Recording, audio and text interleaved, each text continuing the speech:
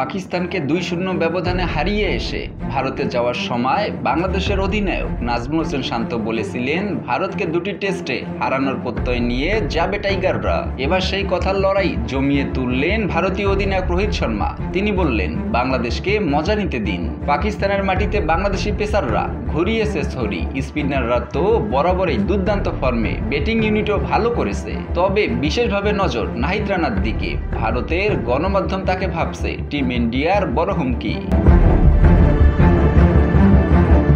সেই নাহিদের হুমকি আর শান্তর হুঙ্কার নিয়ে সংবাদ সম্মেলনে প্রশ্ন করা হয় রোহিতকে। জবাবে তিনি বলেন, দেখুন, প্রত্যেক দলেই ভারতকে হারাতে পছন্দ করে, তাদেরকে মজা করতে দিন। আমাদের ম্যাচ জিততে হবে, আর এই কারণেই আমরা এখানে এসেছি।